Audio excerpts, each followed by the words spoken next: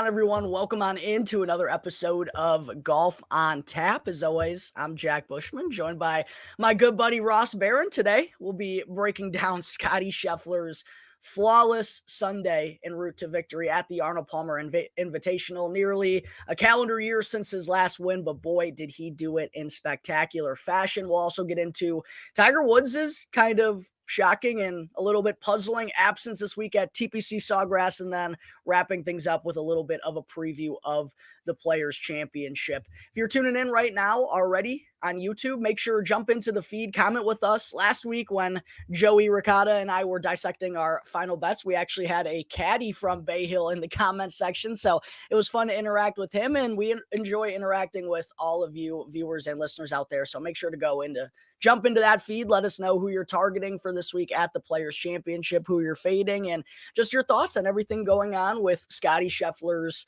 spectacular win last week. Before we do so, Ross, buddy, good to be back for another show. How you doing this afternoon? I'm phenomenal. Just we had a great tournament for once. It was exciting. Scottie looks back, and Scottie looks dangerous. Yeah, and that is a scary thought for the rest of the PGA Tour. In particular, what Scottie Scheffler did on the greens throughout the course of this tournament started off a little bit shaky. He was looking like the Scottie of old. He broke out the new Mallet Spider putter this weekend. Ross, I mean, this has been a common theme going on the PGA Tour. We've talked about it week in and week out. I was a little bit surprised that it took this long for Scottie to go to the change. I was begging him just to try something different because he was costing himself win after win after win. And it looked like it finally came to a fork in the road. He elects to go with a new putter this week, and he has the fourth single best round on the greens of his PGA Tour career on Sunday to cap things off in almost breathtaking fashion. A bogey-free 6 under 66 on what was supposed to be the hardest of the setups in the final round at Bay Hill. He made it look far too easy, and even Shane Lowry in his post-round interview, I don't know if you caught that, Ross, but he was like in awe. He couldn't even come up with words to describe what Scottie Scheffler just did to that golf course. He ends up running away with it. Wasn't even a race by the back nine because Scottie was playing so well. Your thoughts on Scottie Scheffler waking up the flat stick and getting it going on the greens, finally, for the first time in nearly a calendar year since his win last year at the Players? Well, I mean, the first thought is, God, Rory's got to be kicking himself in the ass saying 3 weeks ago, I wonder if he should just go back to the Spider Mallet like he'd played before. Well, Rory, you got your wish, and he kicked the field's ass. So, and I mean, it all comes down to the stats, really. I think the one stat I saw was like in the final 2 rounds, he was like 16 for 16 from 9 feet or less. Yeah, I think it was the last 27 holes, I want to say. Are you hearing me fuzzy, or is that just me? No, you're good. For some reason, I was having some feedback come through in my ear. But yeah, I want to say in the last 27 holes, he was flawless from inside 15 feet. And we've been wondering for a while now, what does it look like when Scottie putts? Oh, yeah, it is a terrifying thought because he'll make the hardest golf courses in the world look rather benign, and he'll have a runaway victory. And it seems like when Scottie does have these types of victories, it's usually in this fashion. He puts it all together, and no one else really stands a chance at that spot, or at that point. It's kind of just a race for who's going to finish in second. Well, I mean, you and I were talking yesterday when it was happening that he was absolutely lights out on the green for the past round and a half. If he even putts at 50% from those distances in the upcoming tournaments, he's still going to be at the top of the board. Right, exactly. He ended up gaining nearly 4 strokes in that final round alone. If he goes and gains 1 or even just like a half stroke, he's still probably winning that thing by 2 or 3 because his ball striking was that good along with it. His short game was marvelous. He didn't find himself in many treacherous positions or anything, but whenever he did, and even that plugged little lie that he had on the 18th, like one where he has a 5-shot lead on the last hole, he could easily, take a simple line, go away from the pin and go and put it to 30 feet 2 putt. He's got his victory, avoid the water. No, he goes and, puts on the same shot that he would at any different point in the tournament. He's fearless. He has complete control in his game. And As someone who was backing Willie Z, it was a little bit frustrating to watch, but at the same point in time, you have to marvel in what Scottie Scheffler is able to do and the type of player he is when he has all four key areas of his game going at the same time, because there really isn't anything like it. No one else stands a chance, and it's the best thing we've seen in golf since Tiger Woods. No, I mean it's undeniable. He like we talked about, he leads the tour in every single category except for putting. He's like dead last. Where the littlest improvement, if he goes to halfway up the field average, it's he's still finishing in the top 10 when he's dead last in putting. If he makes the simplest change and moves to field average, he's still going to win.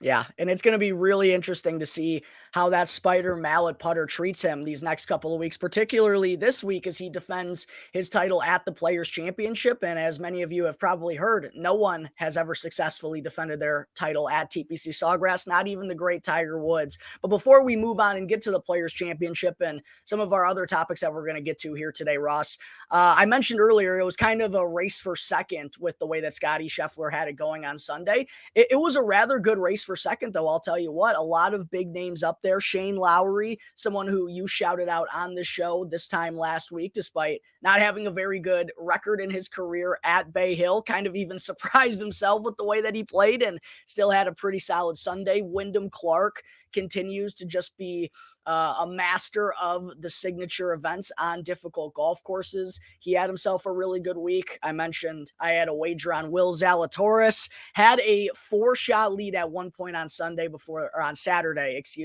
the back nine ended up getting the best of him. But Russell Henley was there, Hideki Matsuyama, Justin Thomas, Sam Burns. It was the type of weekend that the PGA Tour really needed this week, as we kind of talked about last week and have been talking about the last few times we've jumped on this show. What were your kind of thoughts on everyone else's performance? Because I think it goes hand in hand with showing how impressive Scheffler's final round was, because none of those guys could really make any ground on Sunday because the course was just playing so tough. Like, I think Wyndham shot even or one under, and most guys who ended up finishing behind Scheffler had the same score. So I think that double shows just how good Scottie was on Sunday, Ross.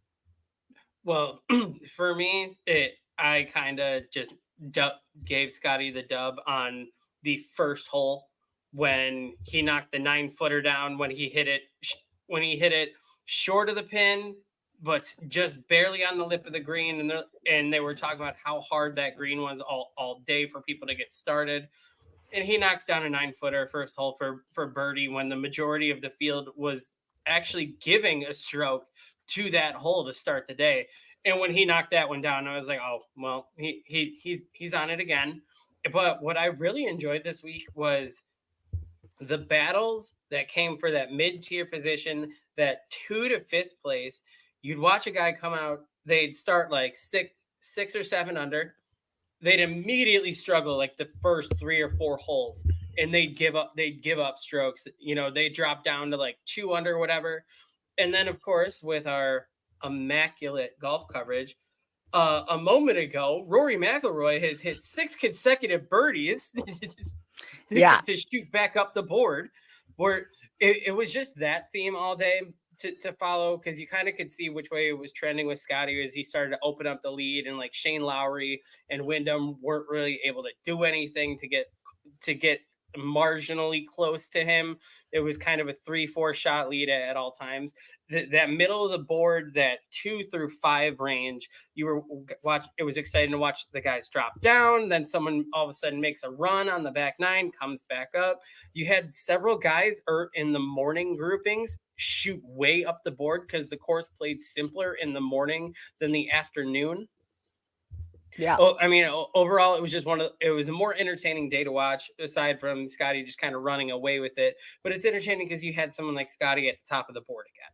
Yeah, definitely. And speaking of marvelous golf coverage, Will Zalatoris was like not being shown at all on Golf Channel on Sunday morning, even though he was in the final pairing with Wyndham Clark. And I know I'm not the only one who had a bet down on Willie Z that was not very appreciative of that. But I don't know how you're showing one guy in the second to last pairing, but you're not showing the other one, especially when they're only in two sums. That made little to no sense to me. But yeah, it was a brutal test out there, and there were peaks and valleys, guys going up and down. I mean, we saw Tommy Fleetwood make a 10 on a par 5. We saw Jake Knapp make a 12. Like, a lot of guys were just blowing up, and that's the variance that Bay Hill provides. You can just blow up at any given time because so many ways to find trouble. The rough was so long by the weekend. There's obviously the water hazards everywhere, and the bunkers tend to allow for plugged lies. And we kind of discussed this before recording, Ross, but the PGA Tour, we talked about this, that it was desperate for this type of event and this type of winner this weekend in Scottie Scheffler. How did they make that happen? They let the golf course play difficult. That's usually what happens when the best players play on the most difficult courses. The best guys rise to the top. And for whatever reason, the PGA Tour has like been going against that all season long. They cupcaked the Cognizant a little bit at PGA National. They let Bay Hill be what it was, and it was fantastic. And I thought provided fantastic TV and obviously provided a fantastic champion. So I don't know what the PGA Tour, just like anything that they do, it's counterintuitive. It's one direction with one thing, another direction with the other, and they can never seemingly figure it out. Yeah, I would like to think that maybe the PGA Tour, someone in charge of course layout, everything, saw our little rant last week where really simple, you have 80 of the best freaking players in the world are here and 4 people can hit this shot. Well, let me fucking see which 4 can do it.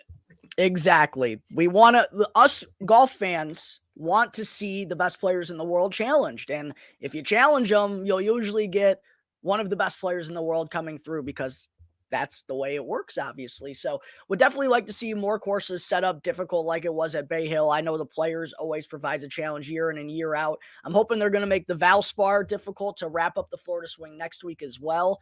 But before we move on from Bay Hill, Ross, a couple of other things that I wanted to get to. Wyndham Clark kind of becoming maybe a little bit of a golf villain here this weekend, potentially, with what went down with his lie on Saturday.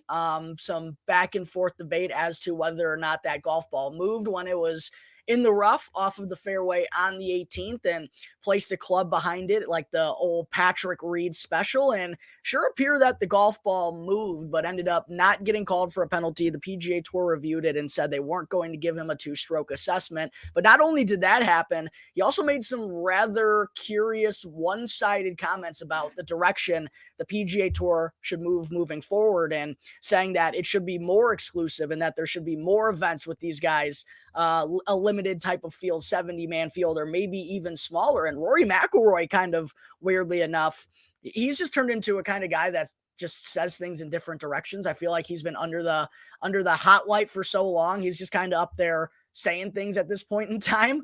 But he also kind of sided with Wyndham Clark on this matter. I personally didn't like what I was hearing whatsoever. And I know especially the guys who aren't in those signature events didn't agree with it at all. What were kind of your thoughts on Wyndham and Rory's comments this weekend?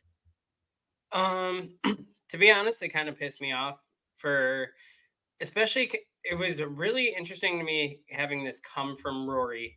But I also, I guess I can kind of understand it where he's been the scapegoat for them for so long, and this fight against Liv and Piff and everything, been that poster boy, Liv bad, PGA good. And then they just kind of hang him out to dry, and he resigns from all his stuff and anything he has to do with the player board and being on the top of the tour.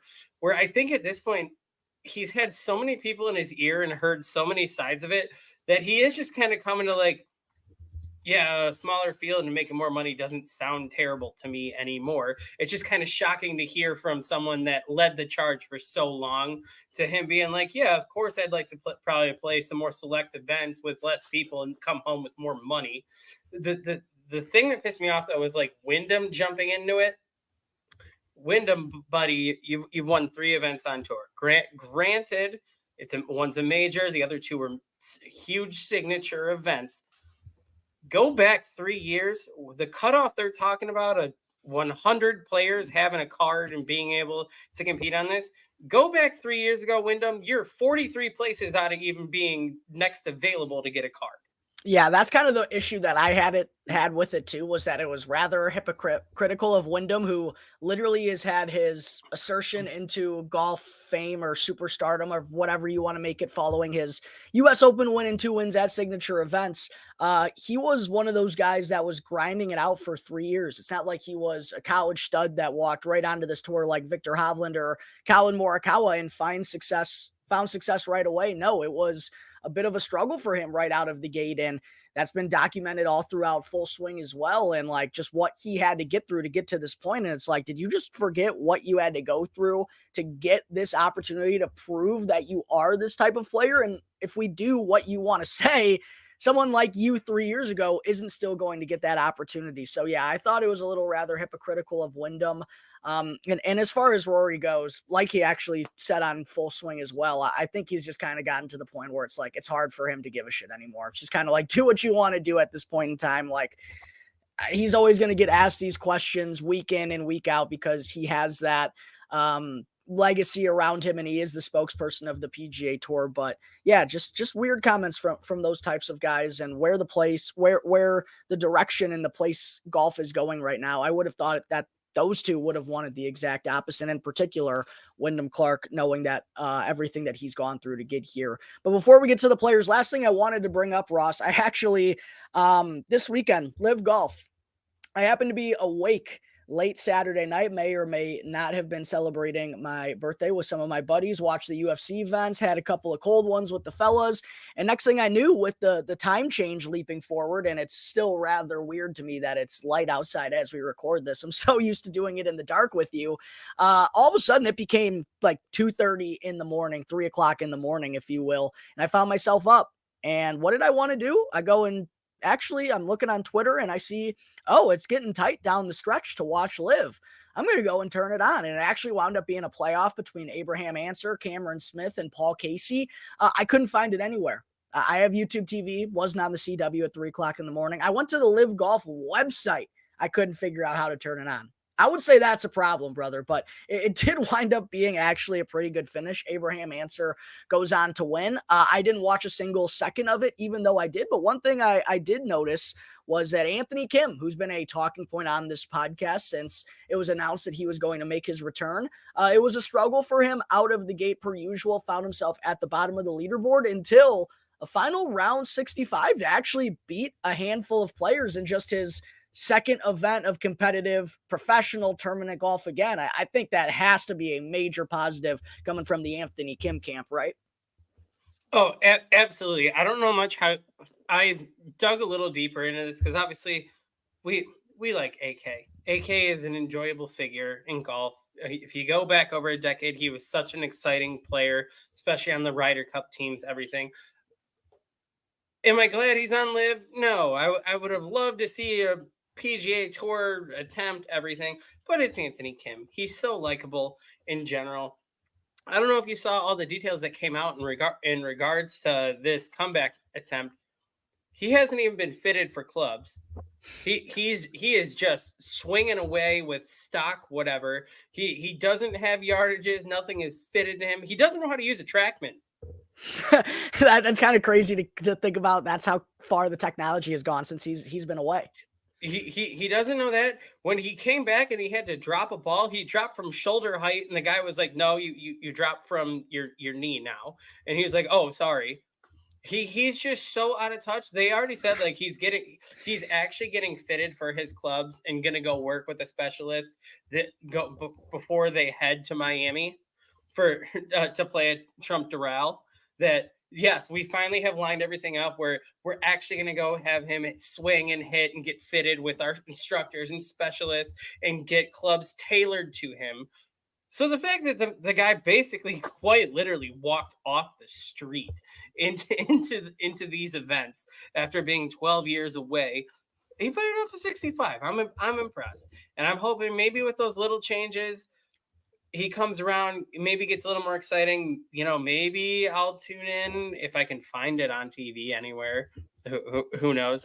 Maybe I'll flip over a little bit just to watch. But you can just tell everything is so different for him because even he looks completely different. When they showed the videos of him like close up camera interviewing after, I was like, whoa, that is not my AK. Yeah, definitely has aged a little bit to say the least, but the most AK thing ever is to just immediately pick up some clubs that he's not even fitted for. Doesn't know how to use a TrackMan. So yeah, he might have been practicing it on the golf course, but not taking it all that seriously, goes out there and makes his comeback. I do wonder, with that being known now, like how much of a plan he really actually had going into this. Was it like 1 week and we'll see where it goes from there? Because it kind of seems like that's the case. Last week I mentioned I didn't watch any of his debut. I saw some highlights on X and whatnot, but I saw some people mention that he wasn't like using there was some questionable caddy decisions going on, and I don't know if he was using maybe the best level of caddy to be helping him on the professional scene or someone who actually knows the course that he's playing at. But hearing about that, hearing that he doesn't have clubs fitted, it's like, what was the plan here, AK? But it is good to hear that he is going to get clubs fitted. I do know he's actually going to be playing on the Asian Tour, I believe, in their next event ahead of Liv Doral in Miami. So seems like he's stringing together some consecutive starts here. I think that's a good sign for the guy. I mean, when you everything you just said, when you kind of circle back to the fact that he just kind of picked up a pair of sticks and walked onto the course, the questionable decisions with a caddy and everything, I just kind of imagined in my head, all right, maybe a six iron. How far do you hit your six? I don't know. Let's find out. Yeah, literally in a tournament setting. We're going to find out today, bud. It's a learn on the fly, learn as we go type of afternoon. It seems like that's the strategy coming out of Anthony Kim and his caddy so far here. But good to see him playing well. That was nice. I wish I could have watched at least some of that event. I would have liked to turn on the playoff, but that's how it goes with Live Golf. Maybe they'll be better at that when they're in the United States for the first time since Las Vegas, I want to say, which was almost a month ago at this point in time. All the weeks are starting to blend together here, but we'll definitely be staying on watch on the AK developments here because, as you mentioned, we are obviously fans of his game and his charisma and what he can provide, and it's going to draw some eyes one way or the other. So maybe he starts playing some good golf here. We'll see if those fitted clubs probably help his case, Ross. I just want to see. I almost want to take a bet. What tournament is the first to give him a sponsorship exemption on PGA? Just in general, just to extend. He doesn't have to accept. Just which one is going to be the first one to bite and be like, "Hey, you want to play?" Just to reach out, see if he's interested. Well, I think there's a little bit of a dispute going on there contractually that I don't think he'd be able to play for, but would be curious to see if that ends up happening with Anthony Kim. I Um, feel like he's going to get enough money to cover that the bonus he's gonna have to pay for the insurance policy. I feel like he's gonna make enough to maybe someone reaches out and just greases the wheels a little bit. Hey, you want to come play here? I feel like that could be a potentially a 2025 thing once he plays out the rest of this year with Liv, gets that bag, and then, like you said, it'll probably be enough to cover any worries about that $10 million insurance clause that will be voided if he comes back and plays on the PGA Tour again. So, yeah, we'll see what's in the cards for Anthony Kim moving forward as Liv is off this week, but will be in Doral or at Doral in Miami for their next event. But getting into the Players Championship this week, man, it is obviously an iconic event held at an iconic location. It's actually the 50th anniversary of the Players Championship this year, dating all the way back to 1974. It's been held at TPC Sawgrass since 1982. It's been a site for countless golf memories over the years. Known as the fifth major on the PGA Tour, they still call it the best field in golf, even though it most certainly is not that anymore, Ross. But what kind of excitement you got going for Players Week, man? Because it hits different. The field is still excellent, despite me throwing some jokes about Liv kind of ruining that best field in golf thing. But that's excellent in the coverage for one of the 2 weeks throughout the course of the season that the coverage is excellent. It's this week at TPC Sawgrass. I'm excited for it. I mean, you just ended it right there. It's TPC Sawgrass. It is one of the most iconic courses out there. I think anyone in our shoes or just golfer in general, we all want to tee up 17 one time. I don't care if I put it in the water. I want to try. I want to hit at the island. I want to see what I do. I just everyone wants to play that course at least one time. That's on bucket lists all across the world. As you're referencing to the Island Green number 17 at TPC Sawgrass, only like an 140-yard shot, but completely surrounded by water and always plays an impact on the final stretch come Sunday with that difficult tucked front right pin location. Yeah, it is a marvelous course, a marvelous event. The best players on the PGA Tour are here. But before we get into that, the one man who's not here this week, Ross, it's Tiger Woods. And when I saw the field get released last Friday and Tiger wasn't on it, man, it doesn't look good for sure. And if he is healthy and if it was truly just illness, which what plagued him at the Genesis Invitational and what forced him to withdraw in that second round, I don't understand how he's not here. If he is truly gearing up to go and give Augusta a good go in a month's time, which we know Tiger, if he's playing, he says he feels like he's got a chance to win. He's not just there to fuck around. Whether those chances to win are true in today's day and age, that's up for debate. But I mean, for him to not be here at the Players, it's got to be somewhat concerning, right? I mean, it definitely is. The only reason I'm taking it with a grain of salt right now is obviously it's disappointing he's not in the field. But he did play the pro member at Seminole on Monday, and every report out of there is he was absolutely striping the ball. Obviously there was no TV coverage, everything, it's word of mouth, but all the biggest names in golf participated in that invitational, and everyone said he was absolutely striping it. So I don't know if that was a little bit of a fix for him because he did technically play a competitive field and he maybe held up by his standards and just decided, all right, well, that was fun. How many people though do you think will actually be willing to say Tiger Woods played bad today coming out of the Seminole camp? Who would ever actually say that? Like, Tiger could have played well, and I'm not saying he didn't, but like, do you think anyone was actually going to go to the media and be like, Tiger didn't play very well today? That's my one thing I have about he absolutely hit it like shit everywhere. Could presented Hazel first, left Wyndham, right. Wyndham might say it. Wyndham might say it. Yeah. Yeah. No. I mean, I think he has to play one of these next events. If we are skipping players, he has to play one of the next ones. I don't know if his timeline is just thrown off or whatever, but I feel like going from Genesis, we're only playing a round and a half and leaving. I don't see how you can get in a competitive swing without going out there again and let alone just playing 72 holes. We haven't seen it so far this year. Not in 2024. It was supposed to be doing that at Genesis. Unfortunately, it got cut short. And like you said, 100% he has to either be at the Valspar next week or at the Houston Open or at Valero before the Masters. 100% about it, or else I don't know how he can take himself seriously or anyone else can take Tiger Woods seriously in terms of his chances at actually doing what he wants to accomplish and why he is still playing at this point of his career.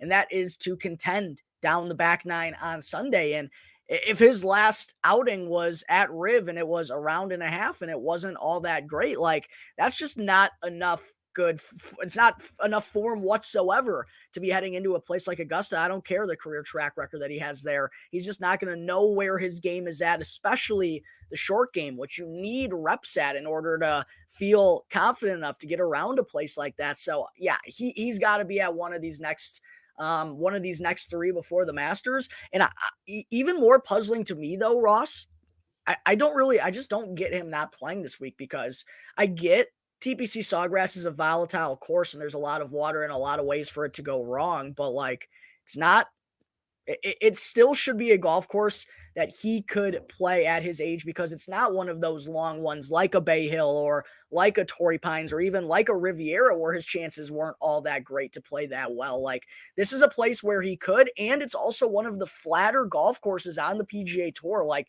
it is not a very grueling walk. So I was just left a little bit head scratch that he's not going to get an opportunity to play against the best players in the world, because this is their last one for a lot of these guys. Some of them will play at Valspar, some of them will play Houston, a decent amount will probably play Valero, but they're not all going to be together like they will be at Augusta, like they will until then after the Players Championship this week. The only thing I could think is he just playing mind games with people where everyone had this circled for so long, where all of a sudden, Sunday they're going to release the field and it's going to be like, haha, bitches, I'm playing Valspar. And from my understanding, I think TPC Sawgrass and their staff and everyone there in the PGA Tour media were gearing up for Tiger to be here, because it just kind of seemed like, I don't want to say it was a gimme, but it felt like the ideal get right spot for him potentially before Augusta, and maybe even one more after that, because he just hasn't been playing all that much so far this year. So yeah, it was a little bit puzzling to me for sure, but hopefully Tiger is feeling good physically, mentally. But we got to see him out there in the next couple of weeks for sure. I mean, he has. I just don't see how he can avoid playing one prior, at least one. If you had to guess out of the next three before we get into the players here in this tournament, who actually is in the field, which one would you guess? I would have to think Valspar. Realistically, it's a good tough test. He needs to be tested. It tends to be one of those events that has a little bit more of a loaded field before we kind of hit that little break where people start to fall off because they want to focus on Augusta.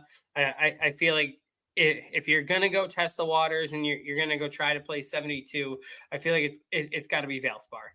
Yeah, I actually agree. We'll see. Tiger Woods. We'll know by Friday afternoon, actually, if it's Valspar, because that's when the fields get released. Yeah, that and just the recovery period and everything. If he's not trying to push it, I feel like the other two events are just too close to Augusta for him to go do that. So I think if it's not Valspar, then you just have to mark it off that we'll see him at Augusta, and it is what it is. Yeah, I completely agree. We'll see if Tiger ends up making his second start of the 2024 season at Copperhead's or Innisbrook's Copperhead course next week as the PGA Tour wraps up its Florida swing. But this week, like we mentioned earlier, TPC Sawgrass, baby. It's technically the fifth signature event of the season. Didn't really need to be, though, to bring out all of the PGA Tour's finest, but everyone is here. Literally everyone. If you're inside the top 100 of the official world golf ranking and you're not here, it's because you took the bag and now you're a member of Live Golf. We got all the big dogs. Scottie Scheffler, of course, is here to defend his title, coming off of the win last week. He's joined by Rory McIlroy, Victor Hovland, Patrick Cantlay, Xander Schauffele, Wyndham, Max Homa, Justin Thomas, Jordan Spieth, Tommy. The list goes on and on and on. It's one of the best weeks of the entire year. A lot of people are actually probably tuning into golf for the first time this year, because a lot of people, this really marks the start of the season. And if you're tuning in for the first time, welcome. We're happy to have you here as we're going to be breaking down this tournament and sharing some of our early picks this week. But before we do, just a little bit of a preview on TPC Sawgrass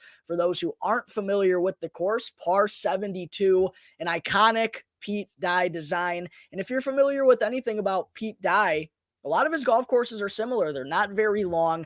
This one stretches just shy of 7,300 yards, a couple hundred yards shorter than last week's Arnold Palmer Invitational at Bay Hill.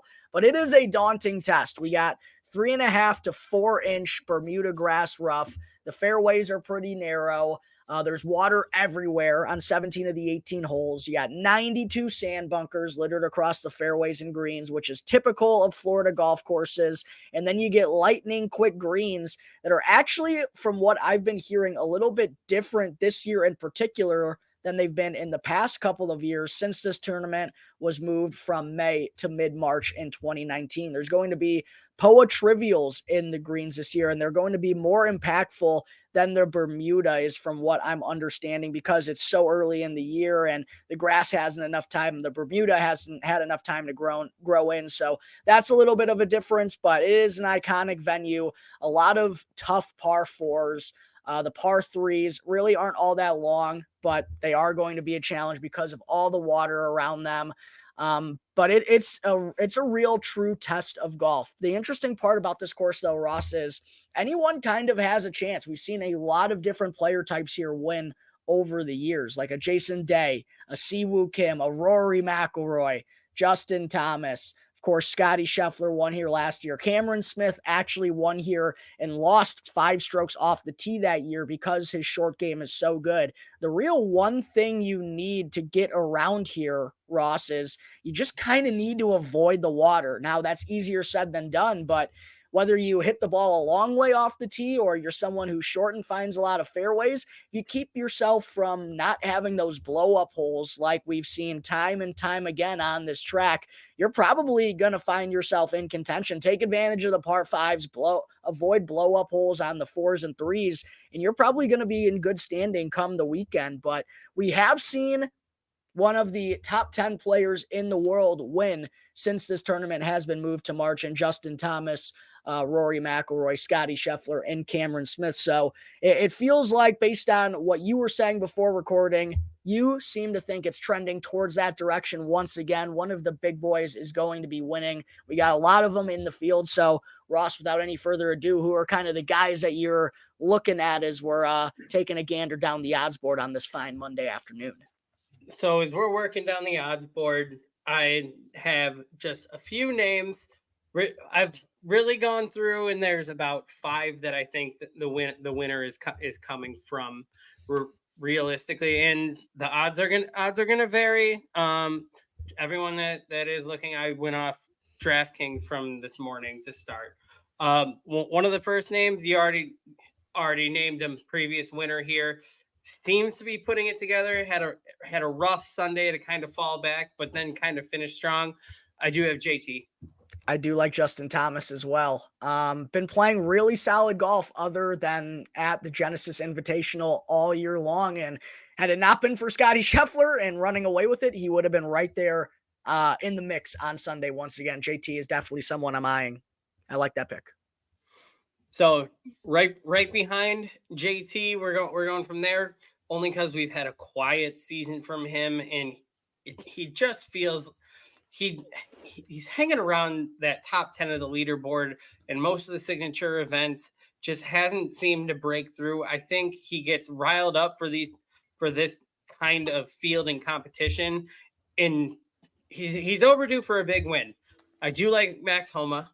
Okay. Quietly has played good in Florida throughout his career and in this recent stretch, and has been putting better lately too. So I've seen some love for Max Homa this week. I do like that call out. From there, we're going to move a little further down the board. And once again, one of the biggest things at this course with the speed and the greens is the putting. The man who's just lights out and looks so freaking comfortable with the broomstick, Will Zalatoris. Oh, my guy. I know. I really thought he was going to come through last week, man. The way he had it going on Saturday afternoon, he's 4 under through the first 11 holes on a tough Saturday when not that many guys are playing all that well. And then 2 doubles and a bogey in his last 5 holes really put a little bit of a damper on my afternoon, and never could find it on Sunday. But the way that he went about his business all throughout that tournament, super impressive. Hit a ton of fairways, and at his length, that's going to be an advantage on a course like this. The irons, whether it's a wedge or a long iron, were both really good. And even though it kind of eluded him a little bit on Sunday, it probably wouldn't have mattered the way that Scottie Scheffler was going, and still was a positive to the field for the tournament. So yeah, Willie Z, his number has actually already been smashed down pretty good. I think he opened at 35, and now I don't even know if you can find a 28 out there anymore. So a lot of love for Will Z this week. DraftKings at the moment has him at 28. I actually kind of want to hit at the moment. Yeah, I kind of want to hit that. I know they have a plus 300 boost, 31-1 on my boy Willie Z. That sounds a little bit tempting. And then I round out. I have 2 more. Okay. one that is catching my eye. Just this tournament is famous for guys coming up and getting a big career win. In this case, this would easily be his biggest win because he's barely won anything aside from DP World Tour. I think I'm gonna mash the button on Ludwig Oberg this week for this course. I thought you were gonna say Tommy Fleetwood for a second, and I can't do it until it happens for Tommy. But I do like the Ludwig call. Currently sitting 35-1. It's a good number. Due for a big win. Has been playing pretty consistently to start the year, but still just hasn't had that real breakout tour victory. And my final for the number, this is numbers based here. Previous winner of this tournament sitting 50-1. I do like Siwoo Kim. Okay, going back to the Ludwig thing here, real quick first. He didn't play very well last week. Still finished top 25 at Bay Hill. It was like probably his D game last week. Still in the top 25 at Bay Hill. And what's kind of perplexing a little bit about Ludwig is I think we have this perception because of his driving ability that courses like a Bay Hill or like a Genesis a couple of weeks ago, those are going to be perfect spots for him because the way he hits it long and straight. If you go and actually look at his results, and again, it's still very young in his career, so we don't have that full perspective of exactly what he is. But I mean, he wins the RSM Classic. That's a short course. Was runner-up at Pebble Beach. That's a short course. Played well at the John Deere Classic. That's a short course. For whatever reason, the shorter courses have kind of been his jam throughout his career, even though you would assume like the major like tests would really benefit his driver. So 35-1, I think, is a good number on Ludwig. And Siwoo, I've been seeing getting some gas this week too because he is a former champion and one of Pete Dye's other courses that he architected on the PGA Tour is Sedgefield Country Club, the host of the Wyndham Championship, which Siwoo has won in the past as well, and is just someone that historically plays good on Pete Dye courses and these types of shorter setups. So yeah, Siwoo, that's an interesting one. I do like these picks this week, Ross. I know we're still a little bit. You got one more? The most important thing that people didn't pay attention to over the weekend. Siwoo Kim became a father last weekend, so we always have to include the baby bump. The new dad swag is always kind of real. One thing to keep in perspective for Mr. Siwoo Kim this week. But this is a tough tournament to always cap for me personally, man. I haven't really been all that close. I've only bet on it a couple of years, but there's just so much volatility, and you don't get a lot of guys that perform well at this course year after year because it is always one of the best fields in golf, and there's just so many ways to go wrong. You know, you make an 8 or a 9 on one hole, and all of a sudden you're not going to be making the cut come the weekend. So, like, there's just a lot of different types of outcomes because of all the hazards and different ways that you could make big numbers. And also interesting for Scottie Scheffler. I don't know if I referenced this off the top. Oh, yeah, I did actually. No player has ever successfully defended his title at this course. And Ross, when going through some research, one thing I did note, shout out to @GolfBetCaddy on X. 13 of the last 15 winners of the Players Championship have come from the late wave. They've all played early on Thursday and played in the afternoon on Friday. I don't exactly know how relevant that is to anyone out there, so take that with a little bit of a grain of salt, but just maybe something to consider before placing a wager. And if also you are happening to place a wager down and you're not already a member at Bet River Sportsbook, go and use the promo code ONTAP to get up to a $250 bonus on your first deposit. And also go and hop in that comment section. This is that time of the show where you let us know who you're going to be tailing and whose chances you like this week. Definitely. And really quickly before you give your choices, I just didn't know if you saw Max Homa's interaction today in regards to his tournament play with the troll on X.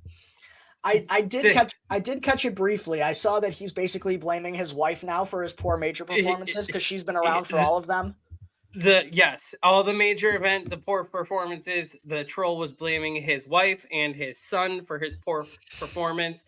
And he came out onto Twitter to defend and say, since my son is born, you should see how great my performances have become. blame my wife because she's been there for all of it. Always a good follow on social media is Mr. Max Homa, and actually a pretty good guest, I thought, this weekend on the happy hour with Smiley on Friday afternoon. Jordan Spieth was a little bland, as you would expect Jordan Spieth to be, and they were like trying to create content there from their spring break stuff back in 2017. But Max Homa was just so witty and so funny that, like, you put a camera in front of him, he's just going to be on full blown display, and chirping Brian Harmon a little bit and just talking about how good Scottie Scheffler is. I did really enjoy Max Homa in there, and I also enjoyed Luke Donald for what it's worth throughout the weekend as well. I would certainly like to see more out of Luke in the broadcast booth moving forward. Yeah, absolutely. Luke Donald was actually a treat in the booth. It was funny on the last day when he was taking some digs about the Ryder Cup and everything, which I mean I enjoyed. He gets it. He plays along with it.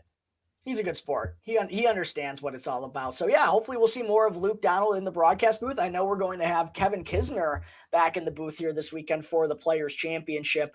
But as far as some guys that I'm liking here early on in the week, I actually have only made one official bet so far, Ross. So I'm kind of out in the open. I can't stop betting him. It's my boy Sahith. He played so well in that final round on Sunday. And really, if it wasn't for Saturday and that Scottie Scheffler guy, and that meddling dog and those dumb kids. I don't know why that just came to my mind, but I had to say it. Sahith had a really good tournament, and he's now got 3 top 10 finishes, 2 of them, or 3 top 6 finishes, I want to say, so far in 2024. I actually saw they gave out some of the odds. A couple of sports books gave out odds on Sunday afternoon, which, by the way, is still way too late. They had odds for the Waste Management Phoenix Open up at Christmas. This is like the PGA Tour's like baby event. Like, they should probably have this up a little bit earlier. That's for another conversation. Sahith was at like 80-1 to open, and I don't know how I didn't hit it right away. I was just kind of caught up in watching the end of this tournament and everything.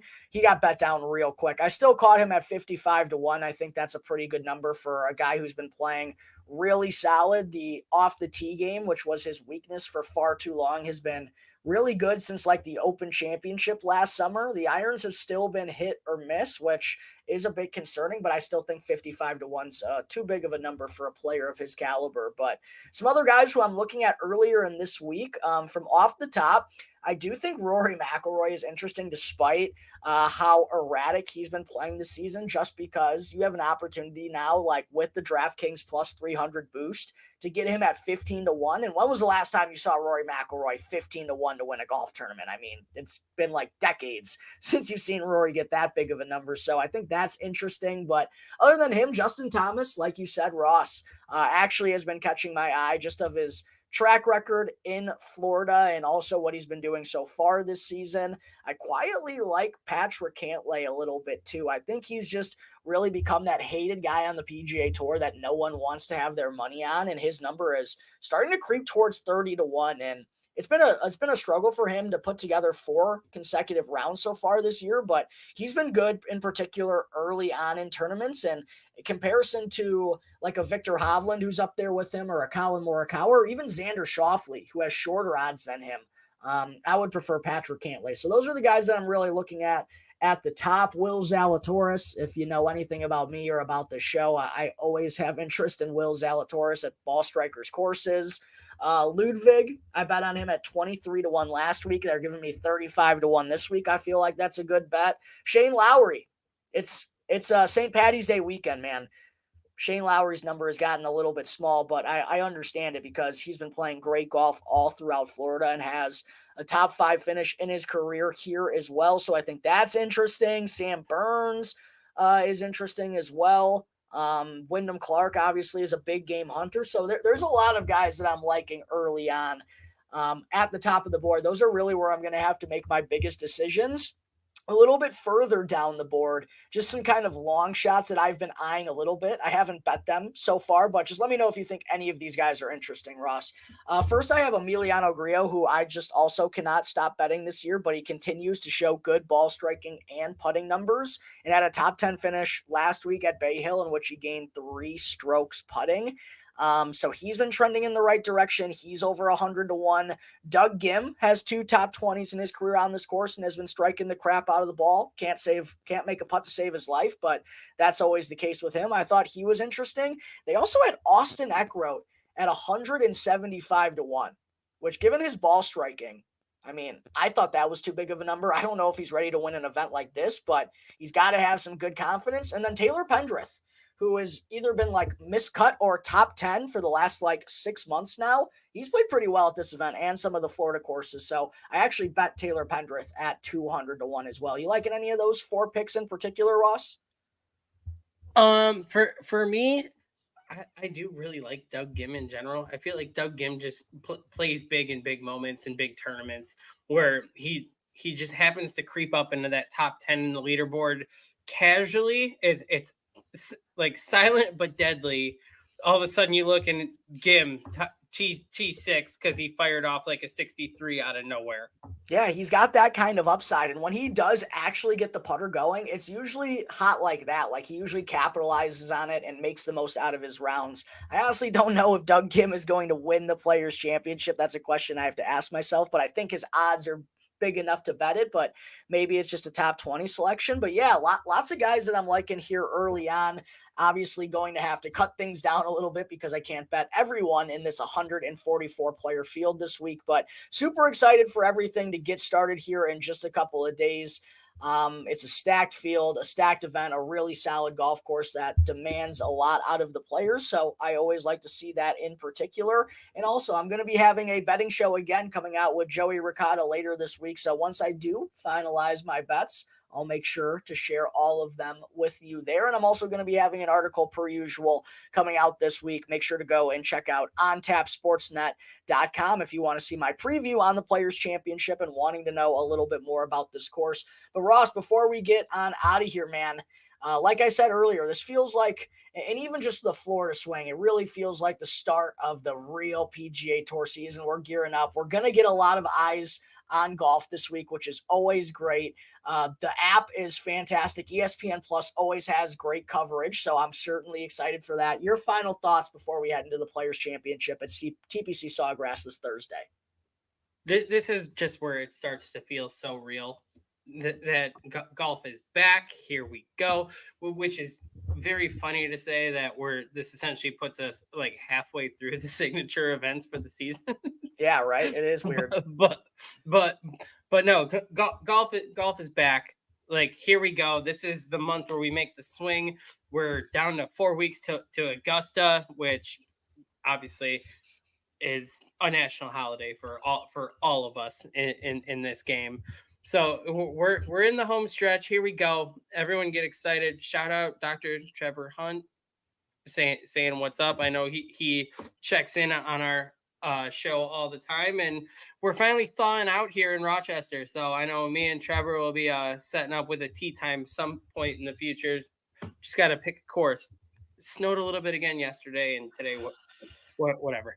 Well, I'm wishing you the best. Hope you get back out on that course there sometime soon. And fortunately, we are getting down there on the signature events, but we start trading those out for major championships here pretty soon. And just a month away from Augusta National, the Masters, baby. Couldn't be more excited. Like you said, it's a holiday for everyone in the golf world. I have my own little Augusta routines and things that I do every single week, and it's starting to creep forward. So I'm certainly excited for it. Certainly excited for the Players' Championship this week, and certainly excited to be having everyone tune into the show. And if you haven't done so already, please make sure to go and follow Golf on Tap on either Apple Podcasts or on Spotify if you haven't done so already. It won't cost you anything. It really means a lot to us if you would just go and click that button real quick. And also make sure to use the promo code BetRivers if you're not already a member at BetRivers, use promo code ONTAP to get up to a $250 match on your first deposit if you're going to want to be betting on the Players' Championship. I know